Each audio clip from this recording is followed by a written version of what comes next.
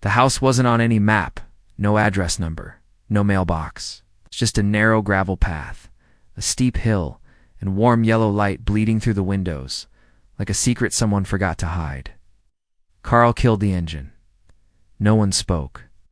Vince was all ready, holding his phone, staring at the blinking blue dot on the tracker. "She's still inside," he muttered. "Been here 36 minutes. I opened the door of the van, my boots hitting the gravel like they didn't want to. The air smelled like lilacs and smoke. Somewhere far off, someone laughed. We hadn't planned to get this far. It started as a dumb suspicion, then a theory, then a bet. Now it was real. Arrives. Janessa, Ruthie, and Tilda had told. The same story, word for word, like they'd rehearsed it. Girls' night. Spa first, then drinks. Don't wait up. But none of us were dumb enough to ignore the way they'd said it. Tilda had worn earrings she hadn't touched since their honeymoon. Ruthie shaved her legs in the morning. Janessa left the house in a coat she'd never worn for me. And now here we were, staring at a glowing house in the middle of nowhere, invited, undecided. I was the one who stepped forward first. Didn't knock. The door wasn't locked. It opened with a soft creak, as if it expected us. Inside, everything was warm. Cushioned chairs. A chandelier flickering above a curved staircase. Quiet jazz bleeding through invisible speakers. 3 wine glasses half full sat on the console table near the wall. A shoe rack sat by the entryway. Pairs of heels. None of them belonged to Nainasess. So where the hell are they? That's when we heard it. Laughter. Not from the living room. Not from upstairs. It was coming from below. Basement. We followed the sound down the narrow, carpeted stairs, hearts thudding. Could barely breathe. My head was filled with static. The moment I saw what was at the bottom, swear I forgot how to blink because there they were, our wives, but not as we knew them and the things they were doing. There's something surreal about descending into a space that was never meant. For you, every creak of the steps felt like it echoed off the bones of the house. The deeper we went, the more the air thickened.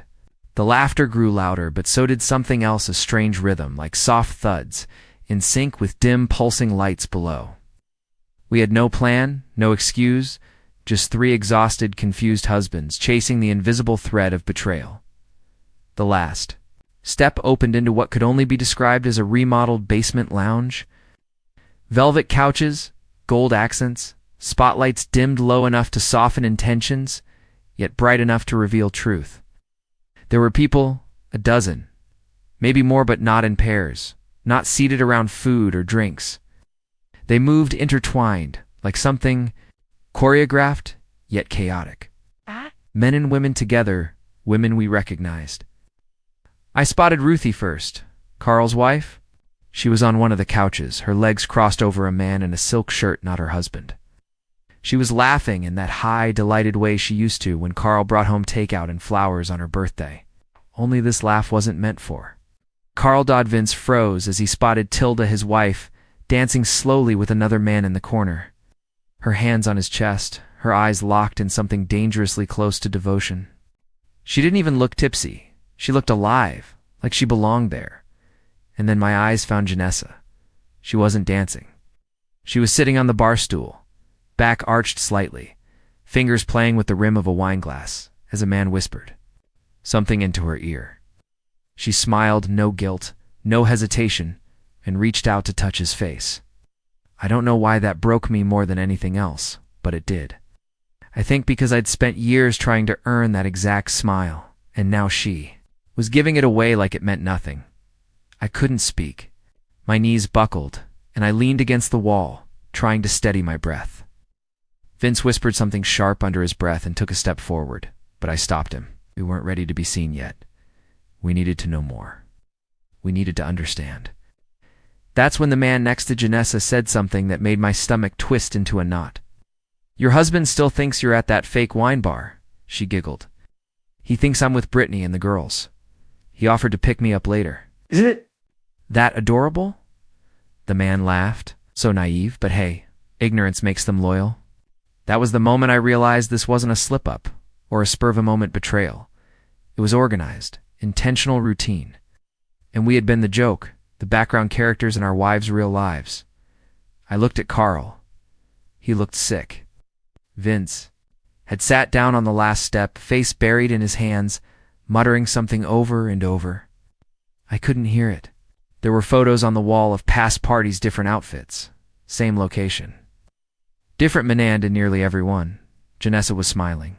Not one picture included me. Not one moment of our marriage had ever looked like this. I wanted to confront her. I wanted to scream, but I couldn't, so I wasn't ready. So we backed away slowly, silently. We climbed those stairs one at a time, like ghosts fleeing the scene of their own deaths. And when we stepped outside, the cool air hit us like a slap, but none of us spoke until we got back in the van. Carl broke the silence. "We can't just go back home like nothing happened," Vince whispered. She packed a toothbrush. I saw it in her bag. And me? I stared out the window, gripping my seat so tightly my fingers went numb, because now I wasn't wondering if she loved me anymore. I was wondering if she ever did at all. We didn't speak much on the drive back. Vince was staring straight ahead like the road owed him an explanation. Carl kept tapping his leg against the floor of the van like he was trying to shake something loose inside him. I sat in the back seat, chewing the inside of my cheek until I tasted copper. The silence wasn't comfortable. It was heavy, thick. With shame, anger, confusion. We weren't just husbands anymore. We were witnesses. Witnesses to something we hadn't been prepared to see. Carl was the first to say it out loud. "So what the hell do we do now?" No one answered right away. Could we say?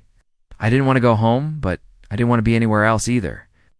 The house that Janessa and I had spent years building, painting walls, installing shelves, folding towels side by side, suddenly felt like a stage set. A line made of drywall and matching curtains. Everything I thought was ours now felt like a prop in someone else's story. When I finally walked through the front door, the silence hit me like a warning. Janessa wasn't home yet. I checked the clock, 11:52 p.m. She had said she might be late. But it was clear now that she never planned to return by midnight. I stood in the living room for a while, just staring at the couch, then at the empty wine glass on the table, then at the framed photo of us in front of Mount Rainier back, and smiles didn't feel rehearsed. I don't know what made me go to the closet. Maybe I wanted to see if her toothbrush was really missing. Maybe I was looking for signs. I honestly don't remember. But what I found wasn't just a sign. It was history. Behind her coats, tucked in a box I'd never noticed before, were two small photo albums. One was covered in faux leather and had her initials engraved. I opened it and instantly regretted it, but I couldn't stop. The first few pictures seemed harmless enough, parties I wasn't invited to, vacations I'd never heard about. Then the photos shifted Janessa, with people I didn't recognize, her face closer to theirs than it had ever been to mine. Poses that suggested more than just friendship. Some were in hotel rooms, others in backyards I'd never seen. And then there were the letters, dozens of folded notes and printed emails. Messages that started out professional, work-related, and turned into something else. Nicknames, inside jokes, explicit details, promises. One of them said, "When he's away at that conference, you're mine again." She had printed them, she had saved them, and she had hidden them in plain sight. I sat on the floor for an hour, knees to my chest, heart pounding so loud I thought I might actually go deaf from it. I wanted to cry, but the tears didn't come. Instead, I felt hollow, like my body had chosen to go on autopilot, while my mind floated above, watching a stranger in my own house discover how disposable he really was. Just after 1 a.m., I heard the front door. Her keys jingled like wind chimes, casual, unbothered. She walked in, smelling like perfume and wine, and something I couldn't name, but instinctively hated. "Hey," she said as if nothing was wrong. "You're still up?" I didn't answer. I stood there, holding one of the photos, the one of her in a hotel bed with someone who wasn't me, and I watched her face change. First confusion, then fear, then something close to calculation. She didn't cry. She didn't deny. She just walked past me and said, "Let me explain."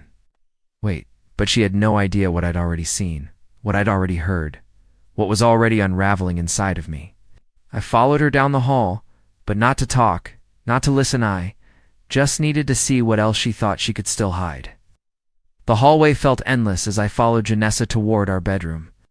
She walked ahead like nothing about our lives had, cracked, like the air wasn't thick with betrayal. And every step wasn't sinking me deeper into a life I no longer recognized. The photo was still in my hand. My knuckles were white around its edges. I watched her back as she pulled her hair into a loose bun, the way she always did before bedtime, like her biggest worry was what pajamas to wear. That calmness, that detachment was worse than any confession. She sat on the edge of the bed, glanced up and patted the mattress beside her, like we were going to have a casual chat about something forgettable. I didn't sit. "Who is he?" I asked. My voice came out smaller than I'd planned, barely more. Then a whisper, but it filled the room. She didn't answer at first. Her fingers fidgeted with the hem of her dress, smoothing wrinkles that didn't exist. Then she shrugged. "That was a long time ago." My jaw clenched so hard I thought I'd crack a tooth. "There are dates on the photos, Janessa. 2 months ago, 3 weeks ago. Don't insult me." She sighed, stood up, and finally looked me in the eyes. "Wade, you've been distracted for a while, distant." I didn't want things to go this way. That was the moment I realized how far apart we had drifted and how far she'd run without me even noticing. She wasn't crying. She wasn't even panicked. Her tone was calm, rehearsed, like she'd written the script 100 times in her head, and was finally getting to perform it. "I tried," she continued. "I tried to stay, but we've just been off." My hands were trembling. I opened the second photo album, the one I hadn't looked through yet, and held up the picture of her wearing the black dress I had bought for our anniversary dinner last year. Only she wasn't with me in the photo. She was with him, sitting on a rooftop patio, champagne in hand, his arm draped around her like he'd always belonged there. "That dress," I said, my voice shaking. "You said you ruined it in the wash. You said you tossed it." She said nothing, not even a flinch. "You wore it for him, didn't you?" Still nothing. My stomach twisted into a knot. I wasn't even sure if I was angry anymore. I just felt empty, discarded, like all the years I spent loving her had been boxed up and shipped off without a return address. "I gave up so much for us," I said. I turned down that job in Denver because you didn't want to move. I skipped the fishing trip with my dad because your sister needed help moving. I traded everything to build this life with you." She looked away. "I never asked you to do those things." It hit harder than anything else she could have said, not because it wasn't true, but because it was. I had volunteered everything, and now she was treating it like I'd simply made poor investments she never approved. I didn't raise my voice. I didn't throw the photos or punch a wall or demand answers. I just sat down, opened the drawer on my nightstand, and pulled out the envelope I'd prepared earlier that day. The one I never thought I'd actually need. Inside was a printed document I typed up the night we followed them to that house. I slid it across the bed to her. "What's this?" she asked. "Read it?" She opened the envelope. Her eyes scanned the first few lines. Her face changed for the first time, just slightly. Her brow twitched, her jaw tightened. It was the draft of a separation agreement. Nothing final, nothing legal, just my line in the sand. "Is this a threat?" she asked quietly. "No," I said. "It's a mirror. You made your choices. Now I'm making mine." She folded the paper neatly, placed it on the nightstand, and said, "You know, this isn't just about me, right? You haven't exactly been present, Wade. You live in your own head." I nodded. "And you lived in someone else's arms." We didn't say anything after that for a while. The clock ticked. A car drove by. Somewhere in the house, the refrigerator kicked on with a low hum. It felt absurd that the world hadn't stopped spinning. She eventually lay back on the bed, turned her back to me. It's like we were just having another silent night, like this was normal, like nothing had just ruptured beyond repair. And I realized in that moment that no matter what I did next, nothing would ever be the same again. I didn't sleep.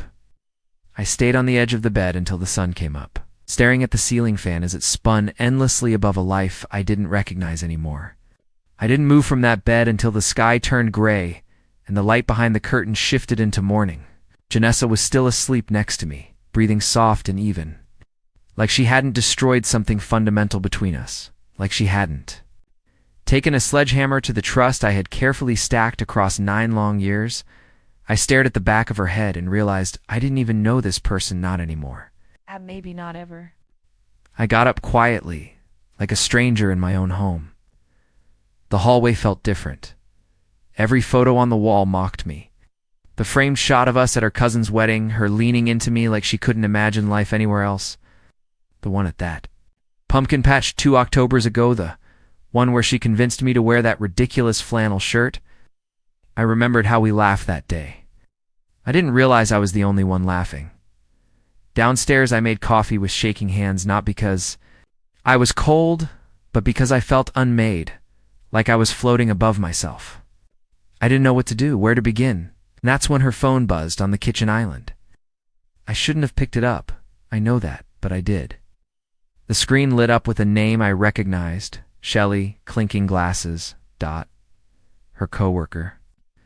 The one who always made fun of me for being too polite or too vanilla. The text read, "So did he find out? Or are you still playing dumb face with years of joy?" That emoji, that laughing face, it hit harder than anything. Not because it was mocking, but because it confirmed everything.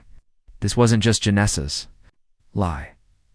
This was entertainment, group project, a running joke, and I was the fool, center stage, with no clue.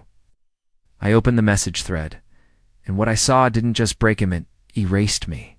For months, they had a group chat. Janessa, Shelley, a woman named Darla, even someone listed as T, who I'd later find out was one of the men from the party we'd seen that night. They had code names for their little outings. They rated their husband's obliviousness. They even had screenshots of text tweets sent Vince's sweet goodnight message. Carl's reminder about their anniversary dinner, followed by laughing emojis and gifs of our roles. I couldn't breathe. One message from Janessa just 2 weeks ago. Read, "I swear he still thinks I'm the same girl from college." Poor guy wouldn't survive a single night in the circle. That did it. I locked her phone. I didn't throw it or smash it or scream. I just set it down, walked out into the driveway, sat in my car, and stared at the steering wheel for 20 minutes. Then I texted Vince and Carl. They all knew. It's not just your wives. It's a whole thing. We need to talk now. I didn't wait for a reply. I drove to Carl's place. He was already outside when I pulled up, disheveled, sunken-eyed, like he hadn't slept either. Vince arrived 15 minutes later, and when we sat down in Carl's garage, no one said a word for a full minute. Then I handed them printed screenshots. I had emailed the whole thread to myself before leaving. Vince read silently, then passed it over. Carl didn't even finish reading before he stood up and started pacing. He kept muttering, "She lied too." My face.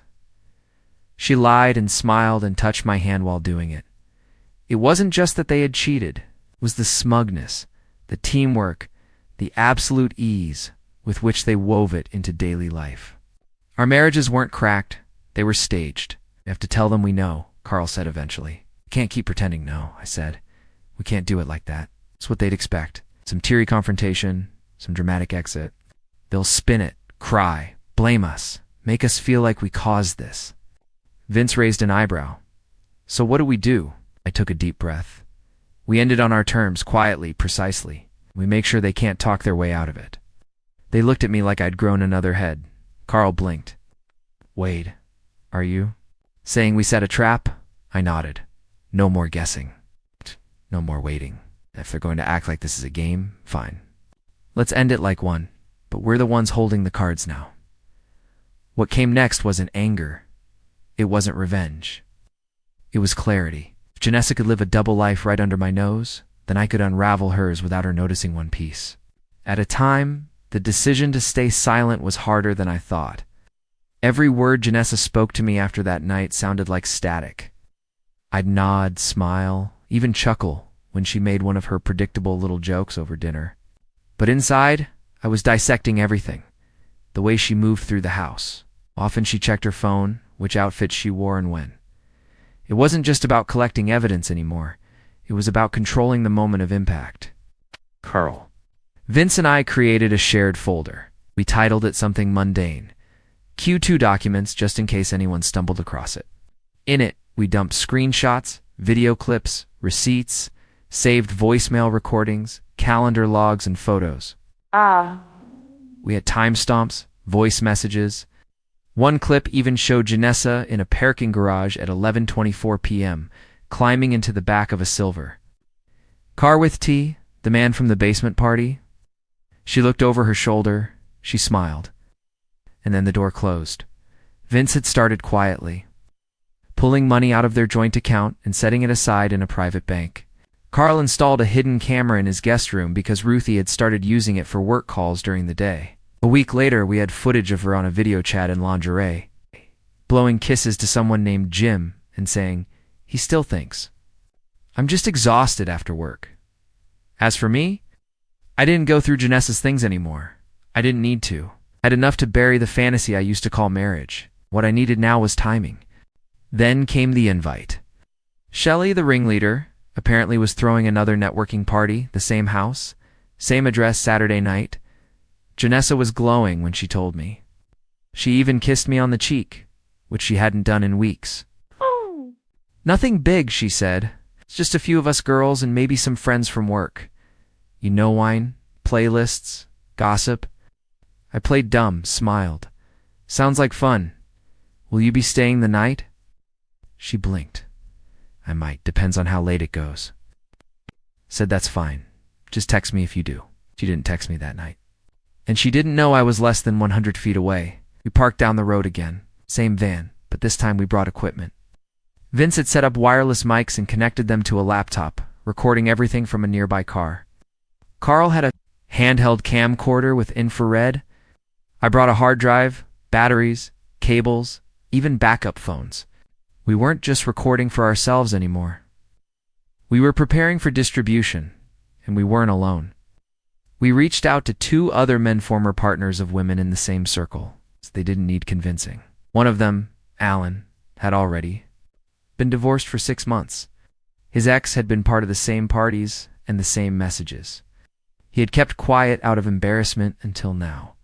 The other Tom had found photos and voice notes just like ours, but had no idea who to talk to.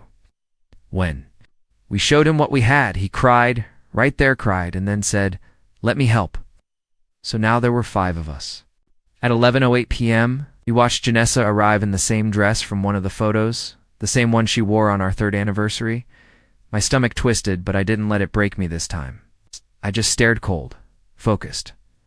Inside the house, through the windows, we saw the dancing, the toasts, the private touches. These weren't women trying to escape bad marriages. These were women thriving off deception, manipulating it, feeding on it. At 1:42 a.m., we launched Phase 1. Alan sent a scheduled group message carefully constructed, screenshot included to every woman at that party. The message contained a fake link to new photos from last weekend and instructions to click immediately. The link redirected to a private locked page labeled with nothing more than "We know everything." The panic began within minutes. We saw them freeze, one by one. Faces changed, phones lit up, some women left the room. Some grabbed their things. One screamed. Janessa stood completely still for a full 20 seconds, staring at her screen like it had sucked the oxygen out of her lungs. They tried calling, messaging. One even went outside looking around, trying to spot someone, but we were shadows. We were done being seen, and then we sent the final text to each of our wives at the same time. We saw the heels, we heard the laughs. We stayed silent long enough. Goodbye. It was done. I powered down my phone, closed the laptop, and sat back in the van as the chaos unfolded behind us. Carl was shaking. Vince was dead quiet. No one smiled. There was no celebration because this wasn't revenge, it was survival. We had finally stopped drowning in their silence. The morning after the party didn't feel like victory. It felt like standing on the edge of a cliff you already jumped off. Weightless, wind rushing past, but no sign yet of where you'll land. I sat alone in my car outside a storage unit I'd rented 2 weeks earlier under a false name. Inside it were the boxes I had packed in silence over the past few nights while Janessa slept, believing everything had gone back to normal. My clothes, my documents, the photo of my mom from her last birthday, The watch my dad gave me before he passed. Everything I wanted to take with me when I stopped pretending I had a home. At 8:13 a.m., my phone rang for the 7th time, Janessa. I let it buzz until it went silent again and again. She'd already sent messages. Where are you? What is this? Wait, you're overreacting. It's the most recent one simply read. Talk to me, please. She hadn't wanted to talk for months. Now that the silence wasn't hers to control, she panicked. I finally turned the phone off completely. Vince had driven for hours north during the night to stay with his brother. Carl, I later learned, had left a single note on Ruthie's dresser, and boarded a plane to Phoenix with nothing but a carry-on and the clothes on his back. We didn't tell each other the details of our exits, not because we didn't trust each other, but because this wasn't a group effort anymore. We had supported each other through the collapse, and we had to walk the aftermath alone by mid-morning. Janessa showed up at the apartment I'd secretly rented the week before. I don't know how she found it. I'd been careful. Separate lease, no shared documents, paid in cash. But she was resourceful when she needed to be. I heard her voice before I saw her. She was yelling through the crack in the door, her tone frantic, swinging between fury and pleading. Wade, you can't just vanish. We have a life. We have bills. You don't get to disappear because of one mistake. One mistake? I opened the door just far enough to see her eyes. She looked nothing like the confident woman from that basement lounge. Her mascara was smudged, her hair a mess, her breath uneven. But still, she didn't look sorry. She looked inconvenienced. She stepped forward to enter, but I blocked her with my body. You're not coming in. Her mouth opened, closed. You don't. Mean that. We need to talk. You ambushed me with that message. What was that? I said slowly. Was your second life catching up to you? She tried to compose herself. Could have just asked. We could have worked through it. I tilted my head. You had messages printed, love letters for other men, and your friends laughed behind my back while you played victim at home. What part of that says work through it to you? She blinked rapidly. I didn't know how to tell you. You didn't? Try. The silence between us stretched long and thin. She finally said, So what now? You just walk away? After everything, I didn't answer. I reached behind me, grabbed a sealed envelope from the small table by the door, and handed it to her. Inside were notarized documents, a full summary of what I knew, what I had, and what I was legally entitled to leave with. It also included a list of passwords, how I had wiped my share of the joint savings, transferred it, and a signed statement withdrawing myself from the lease on the house which, as I found out 2 days earlier, she had quietly refinanced without. Telling me, she threw open the envelope, scanning the pages like she was reading a foreign language. Then she looked up. You really planned all this? I nodded. No. And you never once thought we could fix it? I met her gaze and said, You didn't think. I'd find out. That's not something you fix. That's something you bury. And I won't be the one lying in the dirt. She didn't say anything after that. She just stepped back, looked down at the envelope in her hand, and turned away. I closed the door gently behind her, no slam. No drama, just finality. That afternoon, I received a message from an unknown number. It was Alan, one of the men who had joined us that night. He said, 3 more came forward to husbands, 1 fiancé. The circle was bigger than we thought. It's unraveling. I didn't respond right. Away. I just sat in the middle of that small apartment, surrounded by boxes and the hum of nothingness, and let the silence settle around me like a blanket I had earned. This wasn't close or not yet, but it was freedom. And for now, that was enough 6. Months later, I found myself sitting in a tiny coffee shop on the edge of a town I never thought I'd live in. The kind of place where people still wave when they cross the street, and baristas remember your name without asking. I was sipping something too bitter, watching rain streak down the window. I realized I hadn't thought about Janessa and Desna. In anger, not in heartbreak. Not at all. I won't pretend it was easy getting here. The first few weeks after I left were brutal. There were nights I slept on an air mattress in a half-empty room and stared at the ceiling until dawn. I doubted everything, whether I'd overreacted, whether I should have fought harder, whether the pain would ever ease. But then the calls stopped, the messages slowed, and one day I woke up and didn't check my phone first thing. I made breakfast. I sat outside, existed quietly. And for the first time in years, it It didn't feel like I was performing for anyone. Carl eventually sent a photo of himself grinning next to a desert canyon. Said he'd found Workout West something simple. No stress. Vince stayed with his brother for a while, then got his own place. He started painting against something his wife had always told him was a waste of time. Now he sells pieces online under a pseudonym, and he swears he's never been happier. As for me, I went back to writing. Not anything big, just small essays, private journals, thoughts I never used to allow myself to say out loud. I'd spent so long editing myself in that marriage, tiptoeing, apologizing, shrinking, that I'd forgotten how it felt to speak in my own voice. Finding it again was like discovering I'd been fluent in a language I was never allowed to use. Last week I met someone. Her name's Laura.